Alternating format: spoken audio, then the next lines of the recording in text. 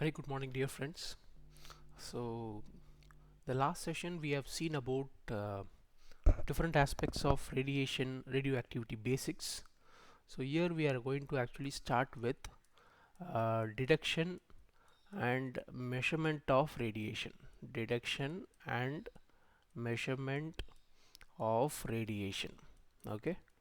So, if you have not seen the basics of radioactivity, you can see in the previous video. Okay.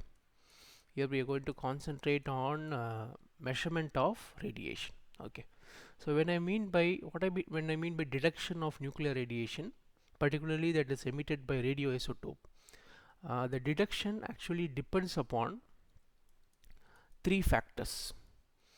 Okay, it depends upon three factors. The first one is the type of radiation. What is the type of radiation? So basically we know that we have different types of radiation. So we have alpha type of radiation, you have beta radiation, you have gamma radiation. Okay, so what is the type of radiation? Okay, so according to the type of radiation the detection will change. Again, second aspect is what is the energy of the radiation. Okay, based on the energy, for example, alpha will be uh, comparatively less energy, gamma will be comparatively, so in terms of the penetrating energy, alpha will have the least penetration, gamma will have the maximum penetration. Okay, so that's what meant by energy of the radiation. Third aspect, if you look into it, okay, so the nature of the material that they interact with, nature of the material that they interact with.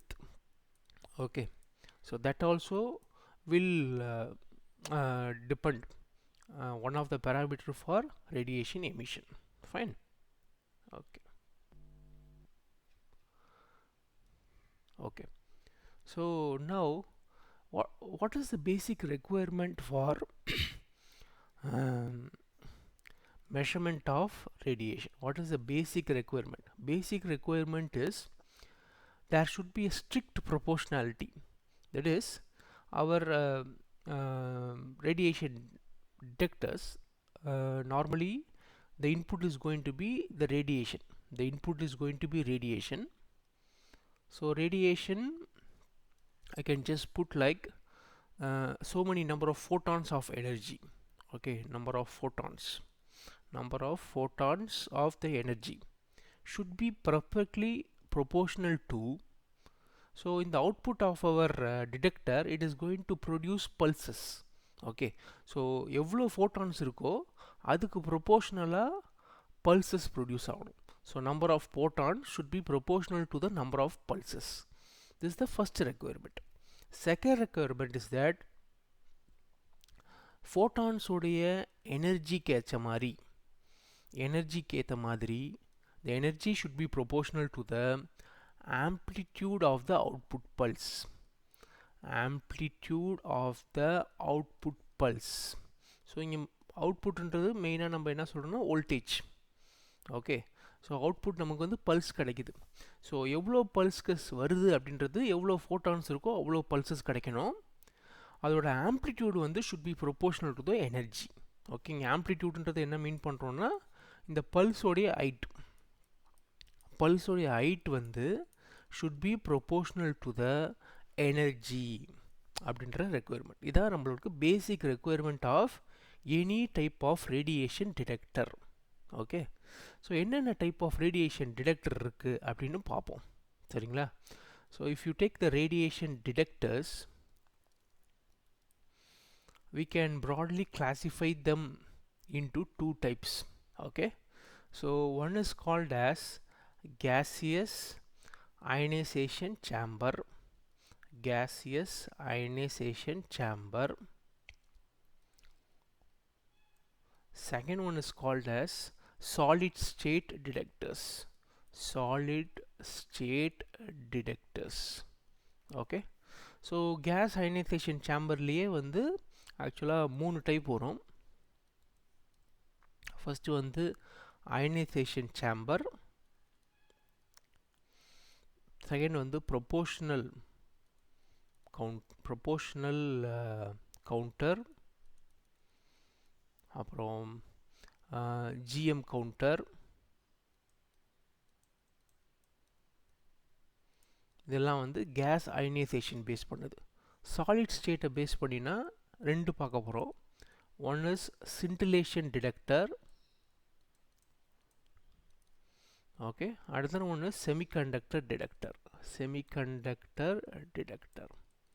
Okay, this is a broad classification as per our syllabus.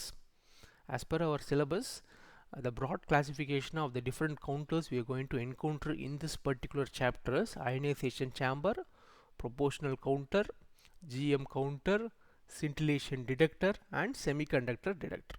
இதான் நம்ம பார்க்க போகிறது. Okay, so இதில் ரொம்ப காமனாக use பண்ணுற detectors பார்த்திங்கன்னா gas ionisation, scintillation, solid state semiconductor detectors. So நம்ம டீட்டெயிலாக பார்க்க போகிறோம். ஓகே, ஸோ இந்த இப்போ கேஸ் அயனைசேஷன் டிடெக்டர்னு சொன்னோம் இல்லையா, so this part. Okay, so this part gas ionisation detector.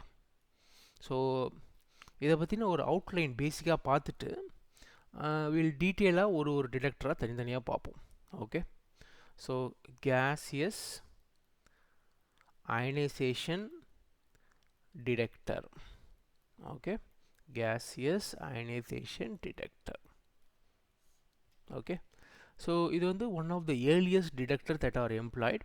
So இதோட ஃபண்டமெண்டல் ஒர்க்கிங் என்ன அப்படின்றது முதல்ல பார்த்துருவோம். ஓகே, ஸோ அடிப்படையில் இதில் பார்த்தீங்கன்னா இதில் வந்து ஒரு சேம்பர் மாதிரி ஒரு கண்டெய்னர் இருக்குங்க பேசிக்கலாக. ஓகே, இதில் வந்து ஒரு சேம்பர் மாதிரி ஒரு கண்டெய்னர். ஸோ இந்த சேம்பருக்குள்ளார என்ன, இந்த சேம்பர் வந்து it is made up of metal, ஒரு மெட்டல் மாதிரி வச்சுங்க. It's made up of a metal. Okay, metal கேத்தோடுன்னு கூட வச்சுக்கலாம். சரிங்களா? ஸோ இதுக்கு நடுவில் ஒரு இந்த இடத்துல ஒரு விண்டோ இருக்குது. ஸோ இந்த விண்டோ வந்து it's usually made up of mylar, aluminum or beryllium. It is made up of mylar, aluminum or beryllium window. Okay, இங்கே தான் நம்மளுடைய ரேடியோ ஆக்டிவ் சோர்ஸ் இருக்குது. ஓகே, ஸோ இந்த விண்டோ எதுக்குன்னா இங்கேருந்து வரக்கூடிய ரேடியோ ஆக்டிவ் சோர்ஸு ஒரு நேரோ டவுனாக, நம்ம இப்போ ஃபில்டர் இதிலெல்லாம் பார்த்திங்கன்னா ஆப்டிக்ஸில் பார்க்கும்போது நம்ம வந்து ஃபோக்கஸிங் மிரர்ஸ் யூஸ் பண்ணுவோம் இல்லைங்களா. ஸோ லைட்டை வந்து ஃபோக்கஸ் அந்த மாதிரி இந்த ரேடியேஷனை ஒரு பர்டிகுலர் டொமைன் வழியாக உள்ளே அலோவ் பண்ணுறதுக்காக தான் இந்த பர்டிகுலர் டின் விண்டோ இருக்குது. ஓகே, இந்த இடத்துக்குள்ளே என்ன நடக்குதோ அதான் உங்களுடைய ஆக்சுவல் ஒர்க்கிங். ஓகே, ஸோ இந்த இடத்துக்குள்ளார ரெண்டு முக்கியமான ஆஸ்பெக்ட் இருக்குது. ஒன்று, இந்த ஒரு மெட்டல் டியூப் இருக்குங்க இல்லையா, அது ஒரு டியூபு, இது வந்து கேத்தோட ஆக்ட் ஆகுது. அதுக்கப்புறம் ஒரு ஆனோட் இருக்குது, ஆனோடு ஒயர். இது வந்து ஒரு ஆனோடு ஒயர். சரிங்களா? அதுக்கப்புறம் ஒரு ரொம்ப முக்கியமான விஷயம், இதுக்குள்ளார ஒரு கேஸ் இருக்குது. It is filled with a case.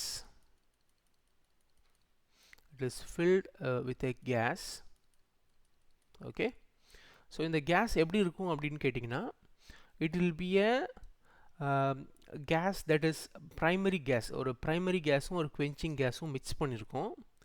primary gas plus quenching gas.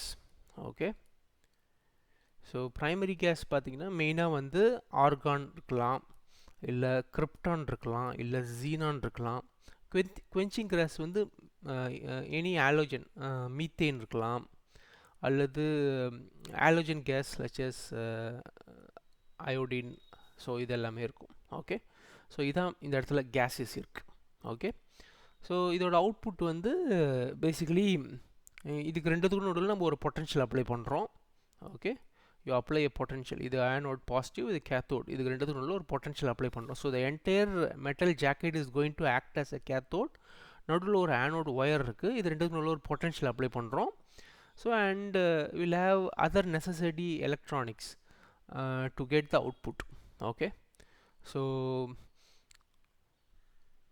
we'll see what are the இதில் என்ன நடக்குது அப்படின்றது தான் இதோட ஸ்டோரி ஆக்சுவலாக. ஓகேவா? இப்போ என்ன நடக்குதுன்னா இந்த ரேடியேஷன் இந்த தின் விண்டோ வழியாக உள்ளே பாஸ் ஆகுது. இந்த ரேடியேஷன் உள்ளே வந்து பாஸ் ஆகுது. Okay, as it comes we know that இந்த ரேடியோ ஆக்டிவ்க்கு வந்து எனர்ஜி ரொம்ப ரொம்ப அதிகம். ஓகே, எனர்ஜி ரொம்ப ரொம்ப அதிகம். ஸோ இந்த கேசியஸ் மாலிகுல்ஸ் கூட இன்ட்ராக்ட் பண்ணும்போது என்ன பண்ணுதுன்னா because of the energy of the incoming radiation இங்கே இருக்கக்கூடிய இந்த கேசியஸ் ஆட்டம்ஸ், ஓகே, கேஸ் ஸ்டேஜில் இருக்கும்போது ஆட்டம்ஸ்லாம் ஃப்ரீயாக இருக்கும். ஓகே, இந்த ஆட்டம்ஸ் எல்லாத்தையும் என்ன பண்ணுதுன்னா அப்படியே அந்த எனர்ஜி வந்து பம்பார்ட் ஆகும் போது it will immediately separate into positive and negative ions. So the essential process that is happening is it converts the gaseous molecules into ions. Gaseous molecules எல்லாமே வந்து அயான்ஸாக மாறி போயிடுது. ஓகே, இதுக்கப்புறம் உங்களுக்கே கான்செப்ட் புரிஞ்சிடும். ஸோ இங்கே நிறைய அயான் பேர்ஸ் ஃபார்ம் ஆகும். இந்த அயான் பேர்ஸ் எல்லாத்தையும் ஒரு சூட்டபிள் பொட்டன்ஷியல் நீங்கள் அப்ளை பண்ணிங்கன்னு வச்சிங்க. இந்த எலக்ட்ரோட் ஒயரில் if you apply a suitable potential what will happen, the ions, opposite ions, suppose இது பாசிட்டிவ், நெகட்டிவ் அயான்ஸ்லாம் இங்கே அட்ராக்ட் ஆகும், பாசிட்டிவ்லாம் இங்கே அட்ராக்ட் ஆகும். So the opposite ions are attracted towards your applied potential, so which will give rise to one current. That current you are measuring it and amplifying it. So அதை வந்து ஒரு ரெசிஸ்டன்ஸில் எடுத்து அதை பொட்டன்ஷியலாக மாற்றி அதை pre amplifier so signal amplify பண்ணி அதை வந்து நமக்கு அவுட்புட்டாக கொடுத்துட்றாங்க. ஸோ ஃபண்டமெண்டலாக என்ன பண்ணுறோன்னா நமக்கு வரக்கூடிய ரேடியேஷன் ஃபோட்டானை நம்ம வந்து இதுக்கு ஒரு எனர்ஜி இருக்குது. ஓகே, இந்த எனர்ஜியில் இது போய் அந்த கேசியஸ் ஆட்டம் மேலே பம்பார்ட் ஆகி கேசியஸ் ஆட்டம் என்ன ஆகிடுதுன்னா பம்பார்ட்னா அது கூட இன்ட்ராக்ட் ஆகி கேசியஸ் ஆட்டத்தை வந்து அயான்ஸாக மாற்றிடுது. ஓகே, இந்த அயான்ஸை நம்ம கலெக்ட் பண்ணுறதுக்காக நம்ம வந்து ஒரு பொட்டன்ஷியல் அப்ளை பண்ணுறோம். ஸோ அப்படி அப்ளை பண்ணுற பொட்டன்ஷியல்னால இந்த அயானிக் கரண்ட் வந்து எலக்ட்ரானிக் கரண்ட்டாக மாறுது. இந்த எலக்ட்ரானிக் கரண்ட்டை நம்ம வோல்டேஜ் சிக்னலாக மாற்றி நம்ம அவுட்புட் எடுத்துக்கிறோம். ஓகே, ஸோ எந்த அளவுக்கு எனர்ஜி இருக்கோ, ரேடியேஷனுக்கு எந்த அளவுக்கு எனர்ஜி இருக்கோ அதுக்கு ப்ரொபோஷ்னலாக அயான்ஸ் ப்ரொடியூஸ் ஆகும். அந்த அயான்ஸுக்கு ப்ரொபோஷ்னலாக பல்சஸ் ப்ரொடியூஸ் ஆகும், வோல்டேஜ் பல்சஸ். ஸோ இதை வந்து நம்ம மெஷர் பண்ணி எடுத்துடுறோம். இதுதான் இதோட பேசிக் ஒர்க்கிங்.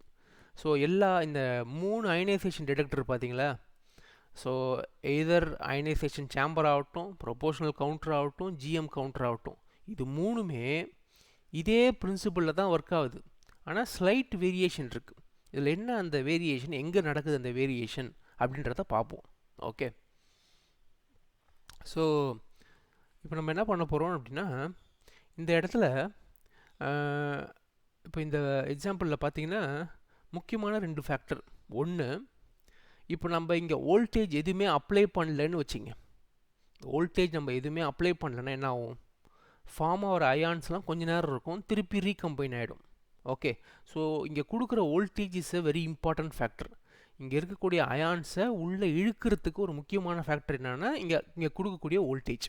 ஓகே, ஸோ இந்த வோல்டேஜுக்கும் ஓகே இன்புட்டில் வர அயான்ஸுக்கும் ஏதோ ஒரு ரிலேஷன் இருக்குது. ஓகே, அதாவது இங்கே வர வோல்டேஜுக்கு ஏற்ற மாதிரி உங்களோட அவுட்புட் பல்ஸ் ஹைட் சேஞ்ச் ஆகும். Okay, there is some relation between இங்கே அப்ளை பண்ணுற வோல்டேஜுக்கும் உங்களுக்கு அவுட்புட்டில் வரக்கூடிய சிக்னலுடைய பல்ஸ் ஹைட். ஓகே, ஸோ இங்கே ஹைட்டுன்றது எதை ப்ரொபோஷனலாக இருக்குன்னு சொல்லியிருக்கோம், நம்ம முன்னாடி பார்த்தோம் பாருங்கள். ஸோ ஹைட்டுன்றது எதை ப்ரொபோஷனலாக இருக்குன்னா எனர்ஜியை ப்ரொப்போஸ் பண்ணியிருக்கோம். ஓகே, எந்த அளவுக்கு எனர்ஜி இருக்கோ அந்த அளவுக்கு பல்ஸ் ஹைட் இருக்கும்.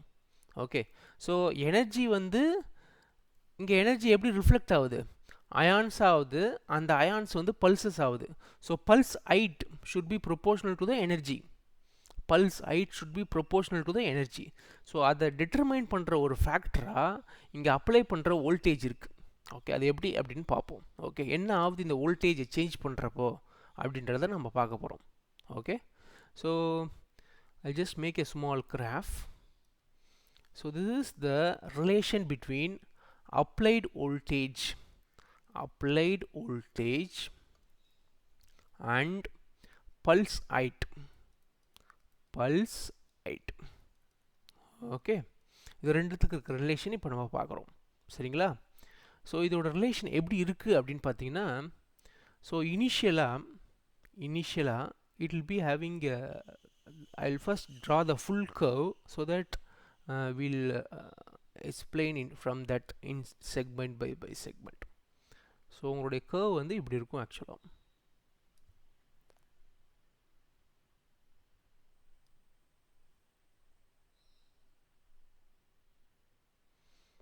இதான் ஆக்சுவலாக உங்களுடைய curve வர்றது.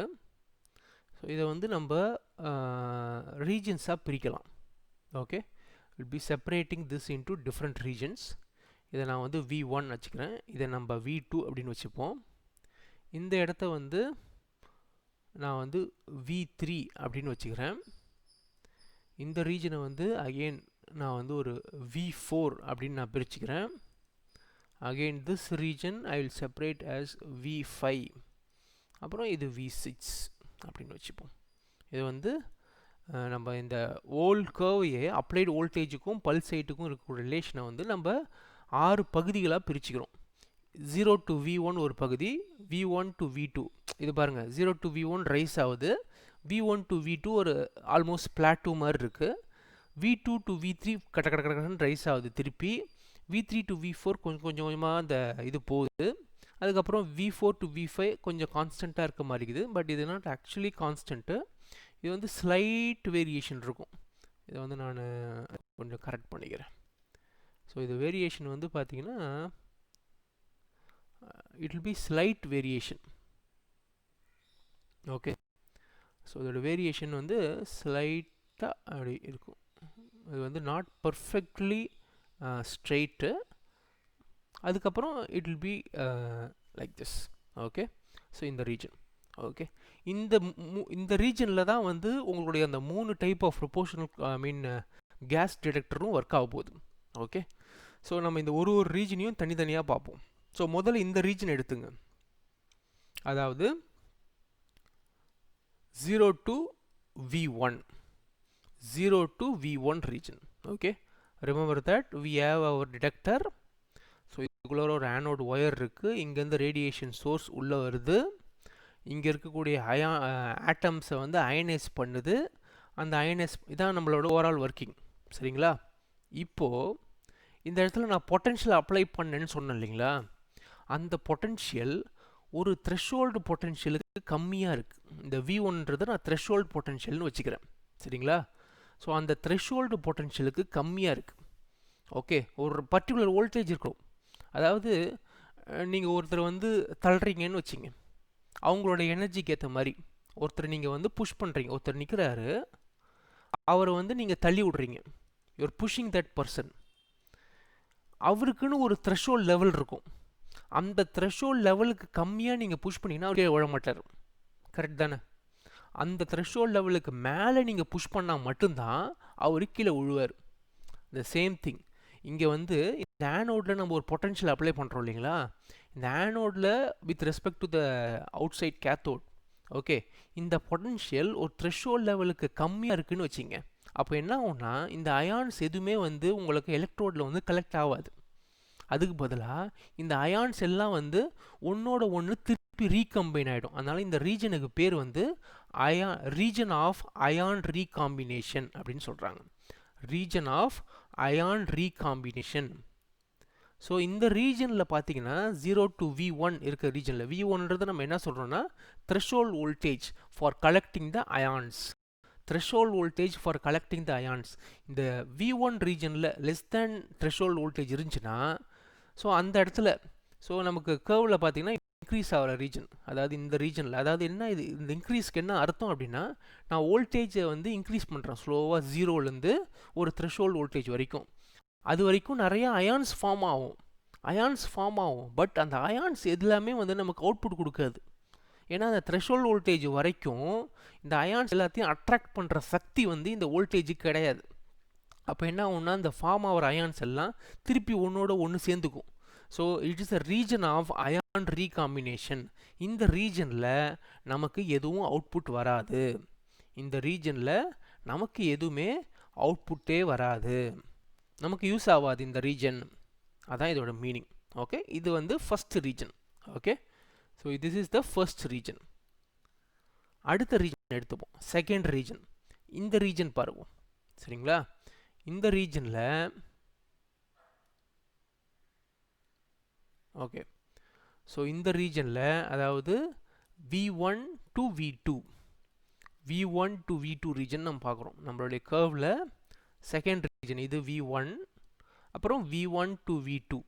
இந்த ரீஜனில் பார்த்தீங்கன்னா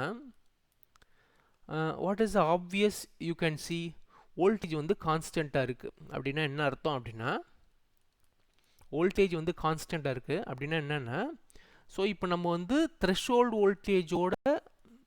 வோல்டேஜை ரீச் பண்ணிட்டோம். த்ரெஷோல்டு வோல்டேஜை ரீச் பண்ணிட்டோம். அதனால் வோல்டேஜ் வந்து கான்ஸ்டண்ட்டாக இருக்குது. த்ரெஷோல்டு வோல்டேஜ் மேலே இன்க்ரீஸ் பண்ணல. ஒரு பர்டிகுலர் த்ரெஷோல்டு வோல்டேஜ் ரீச் பண்ணிட்டோம். இந்த த்ரெஷோல்டு வோல்டேஜை ரீச் பண்ணோன்னு என்ன ஆகுது அப்படின்னா, so once the threshold voltage is reached, okay, so இப்போ எந்த அளவுக்கு நமக்கு இன்கமிங் எனர்ஜி ரேடியேஷன் இருக்கோ அந்த அளவுக்கு அயான்ஸ் ப்ரொடியூஸ் ஆகுது. முன்னாடியே பார்த்துட்டோம், அயான்ஸ் ப்ரொடியூஸ் ஆகிருக்கு. பட் இப்போது அந்த பர்டிகுலர் பொட்டென்ஷியல்னால அந்த அயான்ஸ் எல்லாம் கலெக்ட் பண்ணிடுது. Those ions are collected by your electrode. It is collected by your electrode. So which will responsible for electronic current. ஒரு எலக்ட்ரானிக் கரண்ட் கிடைக்குது. அந்த கரண்ட்டை நம்ம வோல்டேஜாக மெஷர் பண்ணி பல்ஸாக மாற்றிடுறோம். ஓகே, ஸோ இதில் வந்து என்னென்னா இனிஷியலாக எவ்வளோ எனர்ஜி இருந்துச்சோ அதுக்கு ப்ரொபோஷனலாக இப்போ தான் அவுட்புட்டே கிடைக்குது. நமக்கு ஒரு அவுட்புட்டே எப்போ கிடைக்குதுன்னா இப்போ தான் கிடைக்குது. Okay, we are getting an output now only, but this region is independent of the applied voltage. This region is independent of the applied voltage, but it is directly proportional to the energy. ஏன்னா energy இருக்கிறதுனால தானே ions produce ஆச்சு. அந்த அயான்ஸை வந்து ஒரு particular பொட்டன்ஷியலை வச்சு நம்ம collect பண்ணுறோம். ஓகே, ஸோ இப்படி உங்களுடைய ரேடியேஷன் டிடெக்டர் ஆப்ரேட் பண்ணிங்கன்னா it is called as ionisation chamber detector. Ionisation chamber detector. Okay, if you are operating in the region of 0 to V1. இந்த த்ரெஷோல்டுன்றது எவ்வளோ இருக்கலாம்னா ஒரு 1200 வோல்ட்ஸ் கிட்ட இருக்கும் ஆக்சுவலாக. ஸோ இந்த பர்டிகுலர் ரேஞ்சில் இருக்கும்போது you call it as ionisation chamber detector. This is the first type of radiation detector. இந்த ரேடியேஷன் டிடெக்டரில் என்ன பண்ணுவாங்கன்னா வோல்டேஜை ஒரு பர்டிகுலர் லெவலில் ஃபிக்ஸ் பண்ணிவிடுவாங்க. ஸோ இந்த பர்டிகுலர் லெவலில் எவ்வளோ அயான்ஸ் ஃபார்ம் ஆச்சோ அதுக்கு ப்ரொபோஷனலாக கரண்ட் ப்ரொடியூஸ் ஆகும். ஓகே, ஸோ இதில் வந்து என்ன ரேடியேஷன் அப்படின்றது டிஃப்ரென்ஷியேட் பண்ண முடியாது. ஏன்னா அந்த எனர்ஜிக்கு அயான்ஸ் ப்ரொடியூஸ் ஆகிடுச்சு, அந்த அயானுக்கு ப்ரொபோஷனலாக கரண்ட் ப்ரொடியூஸ் ஆகிடுச்சு. ஓகே, நமக்கு வந்து டிஃப்ரென்ஷியேட் பண்ண முடியாது எனர்ஜியை. ஓகே, ஸோ இனிஷியலாக அந்த பர்டிகுலர் வோல்டேஜ் நீங்கள் வச்சிட்டிங்க, அந்த வோல்டேஜுக்கு பொட்டன்ஷியல் வந்துடும், அவ்வளோதான். Okay, so this is the ionisation chamber detector. Okay, so இந்த இதில் மேஜர் அட்வான்டேஜஸ் அப்படின்னு பார்த்தீங்கன்னா ப்ளஸ் பாயிண்ட்ஸ் பார்த்தீங்கன்னா குட் யூனிஃபார்ம் ரெஸ்பான்ஸ் கொடுக்கும். ஓகே, யூனிஃபார்ம் ரெஸ்பான்ஸ் வந்து யூனிஃபார்மாக இருக்கும். ஓகே, ஐ ரேடியேஷன் ரேட்ஸை வந்து மெஷர் பண்ண முடியும். Okay, only thing energy discrimination. Okay, energy discrimination பண்ண முடியாது, அதான் ஒரே இது. ஓகே, ஸோ இது வந்து செகண்ட் மெத்தட்.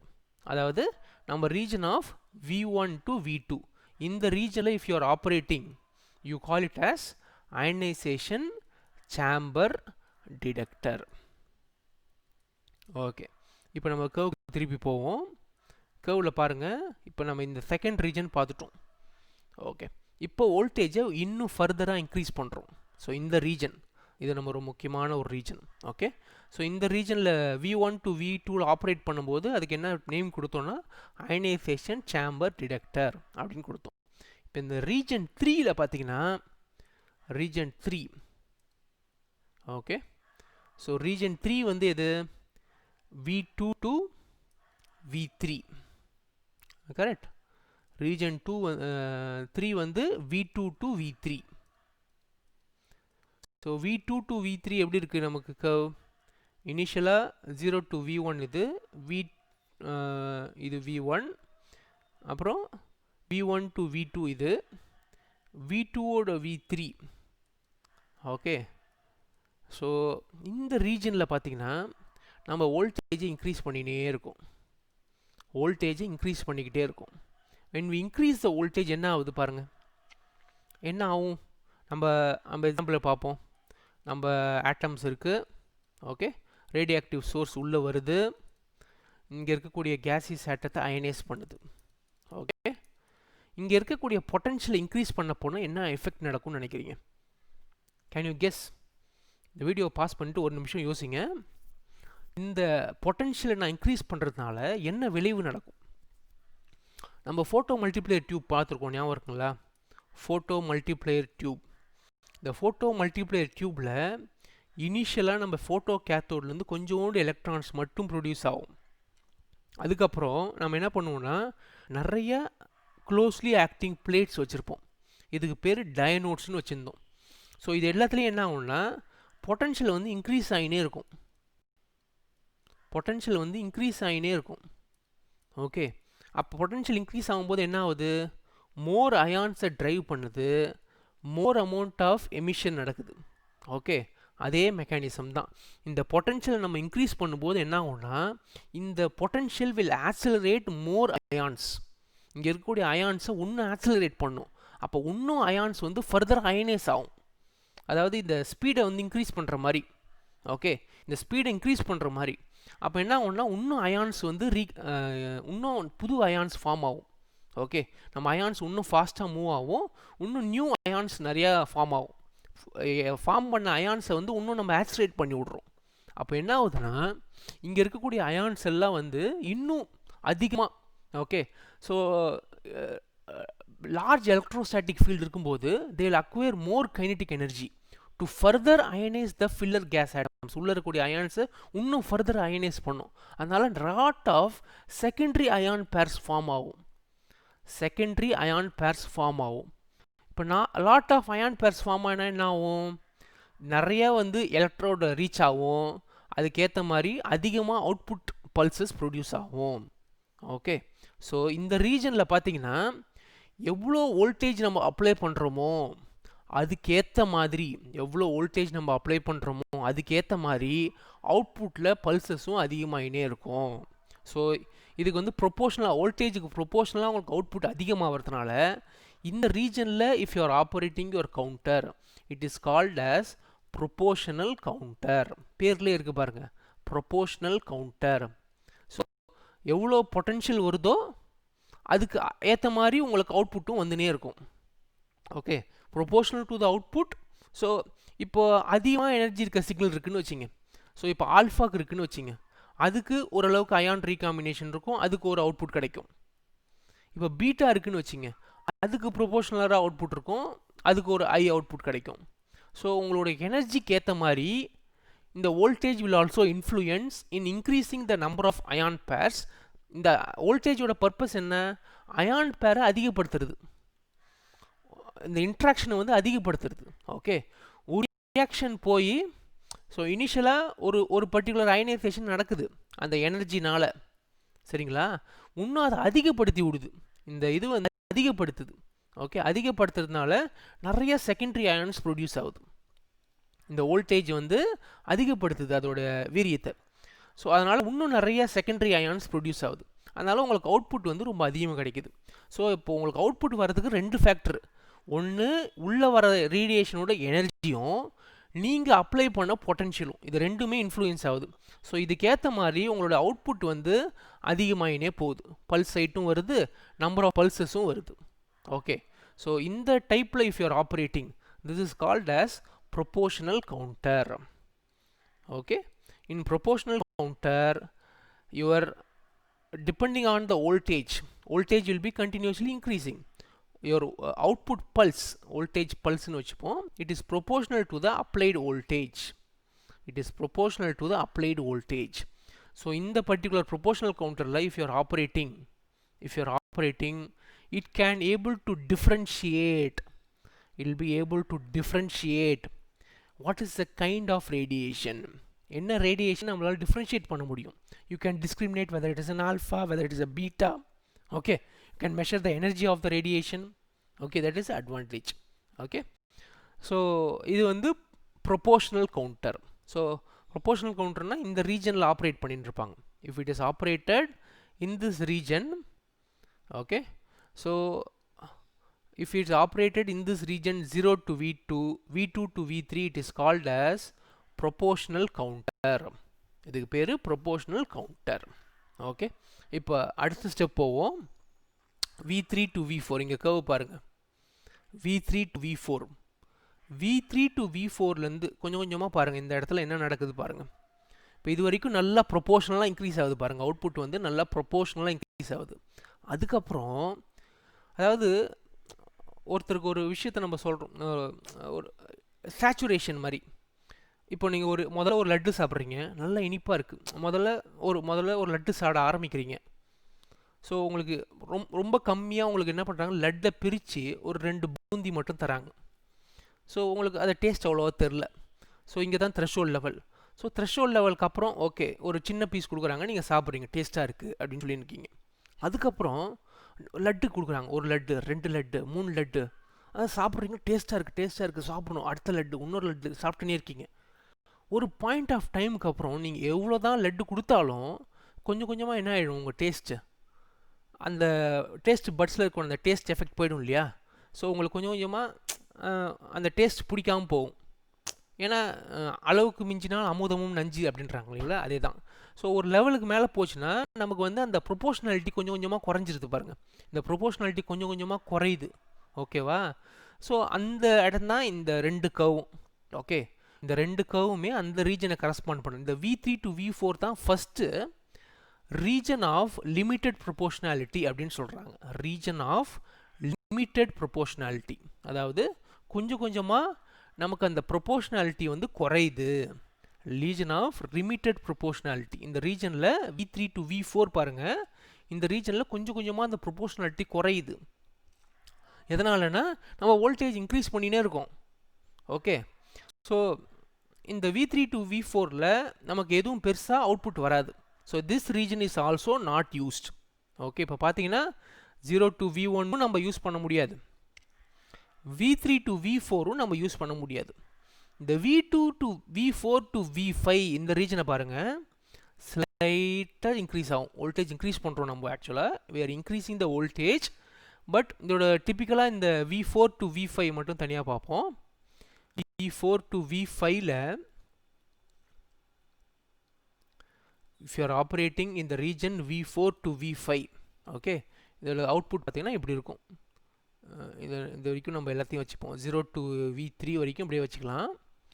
நம்ம ஜூம் பண்ணியிருக்கோம், இப்போ V4 வரைக்கும் கூட வச்சுக்கலாம். இந்த V4 to V5 இப்படி லைட்டாக இருக்குது. ஓகே, V4 to V5 அதை மட்டும் நம்ம ஜூம் பண்ணியிருக்கோம், சரியா. இந்த V4 to V5ல நம்ம வோல்டேஜ் இன்க்ரீஸ் ஆகுது, பட் அதுக்கு ஏற்ற மாதிரி அந்த அளவுக்கு அயான்ஸ் இல்லை. என்ன ஆகுதுன்னா, இப்போ நம்ம அயான் சேச்சுரேட் பண்ணுறோம் இல்லையா, அயான் சேச்சுரேட் பண்ண உடனே ஒரு அயான் மல்டிபிள் அயான்ஸை ப்ரொடியூஸ் பண்ணுது. இந்த மல்டிபிள் அயான்ஸ் இன்னும் அதிகமாக அயான்ஸ் ப்ரொடியூஸ் ஆகுது. ஸோ இது எப்படி ஆகிடுதுன்னா ஒரு அவலன்ச்சி ஆகிடுது, அவலன்ச்சி எஃபெக்ட் மாதிரி. ஒரு அப்படியே அபண்டன்ட்டாக அயான்ஸ் எல்லாம் ப்ரொடியூஸ் ஆகி ஒன்றோட ஒன்று இதாகி உங்களுக்கு அவுட்புட் வந்துடுது, அவ்வளோதான். பட் இந்த அவலன்ச்சினால் இதுக்கப்புறம் பார்த்தீங்கன்னா it is independent of the energy. So எனர்ஜிக்கு இண்டிபெண்ட் ஆகிடும். ஸோ ஏன்னா கொடுத்துருக்க எனர்ஜிக்கு ஏற்ற மாதிரி மேக்ஸிமமாக அயான்ஸ் ப்ரொடியூஸ் ஆகிடுச்சு. அந்த அயான்ஸ் எல்லாம் செகண்டரி அயான்ஸாக ப்ரொடியூஸ் ஆகிடுச்சு. அந்த செகண்டரி அயான்ஸ்லாம் உங்களுக்கு அவுட்புட்டில் போய் ஆனோடில் போய் தெரிச்சு உங்களுக்கு அவுட்புட் வந்துனே இருக்குது. ஓகே, ஸோ இந்த பாயிண்ட்டுக்கு அப்புறம் இந்த V4 to V5 ரீஜனில் உங்களுக்கு எனர்ஜியோட எஃபெக்ட் வந்து கம்ப்ளீட்டாக கொஞ்சம் கொஞ்சமாக குறைஞ்சிருது. ஸோ இனிஷியலாக அந்த எனர்ஜின்றது எதுக்கு யூஸ் ஆகுது, ப்ரைமரி எலக்ட்ரான்ஸ் ப்ரொடியூஸ் ஆகிறது தான். இந்த எலக்ட்ரான்ஸ் ப்ரொடியூஸ் ஆகிறதுக்கு தான் இது யூஸ் ஆகுது. இப்போ நம்ம வந்து ப்ரைமரி வந்து செகண்டரி இன்னும் ஒரு அவலன்ச்சியாக போய் நிறையா அயான்ஸ் ப்ரொடியூஸ் ஆகிடுச்சு, அப்படியே வச்சன்னு இருக்குது.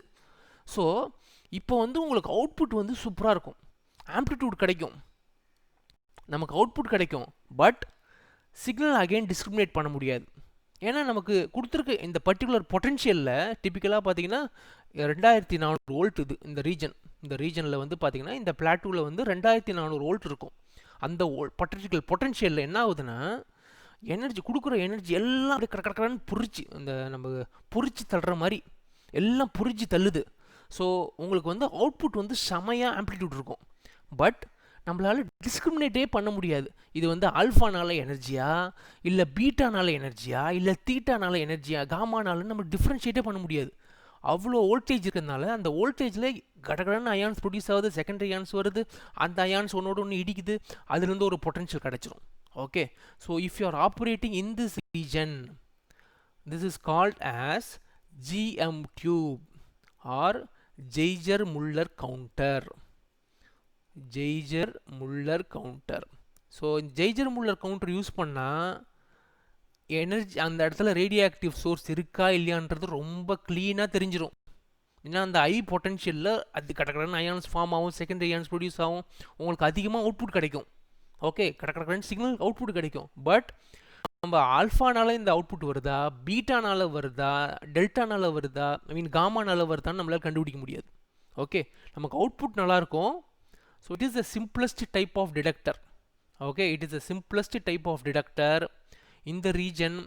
ஸோ இங்கே அயான் பேர் இன்க்ரீஸ் ஆகிறதும் ஸ்லைட்டாக தான் இன்க்ரீஸ் ஆகும் வித் இன்க்ரீசிங் வோல்டேஜ், ஒரு பிளாட்டூ மாதிரி இருக்கும். Okay, so this particular region it is independent of the type and energy of the radiation. In the region is independent of type and energy of the radiation. Radiation energy க்கு independent இருக்காது, dependent இருக்காது. Okay, it is independent of the energy of the radiation.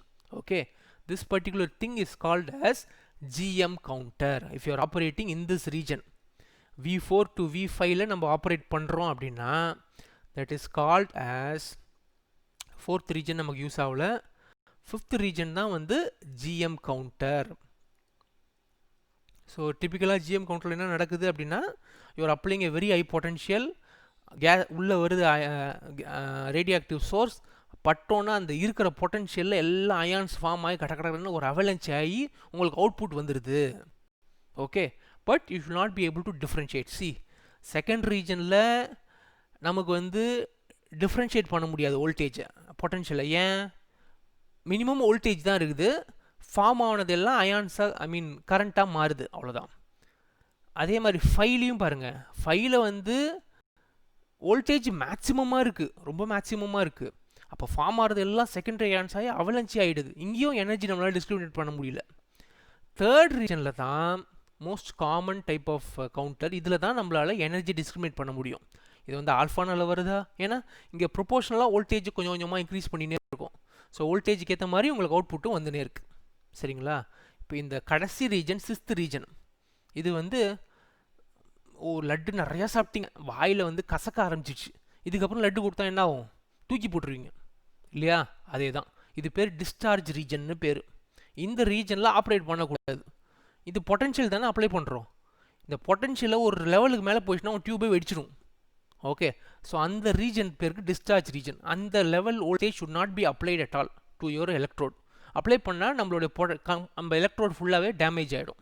Okay, so should not be operating your electrode in this particular region. You will not operate in this particular region. This is called as the discharge region. Okay, it will become totally, the detector will be totally ineffective, and any approach of this region should be avoided. In the particular region மட்டும் நம்ம போவே கூடாது. Okay, if this region is that, then it will be completely collapsing. Okay, this is the different types of gas ionization detector. நம்ம மூணு detector பார்த்திருக்கோம். First வந்து ionisation chamber detector, second வந்து proportional counter, third வந்து GM counter. Okay, so GM counter is very important. ஏன்னா GM கவுண்டரில் வந்து produce வந்து அவுட்புட் பல்ஸ் ரொம்ப ரொம்ப அதிகமாக இருக்கும். Okay, so very simple inexpensive method. ரொம்ப காமனான இதிலெல்லாம் ரேடியேஷன் இருக்கக்கூடிய இடத்துக்குலாம் போகிறாங்கன்னு வச்சுங்க, அந்த இடத்துலாம் ரேடியேஷன் டிடெக்ட் பண்ணுறதுக்கு ஜிஎம் கவுண்டர் தான் யூஸ் பண்ணுவாங்க. ரொம்ப சிம்பிளாக ஒரு சின்ன டியூப் மாதிரி இருக்கும்.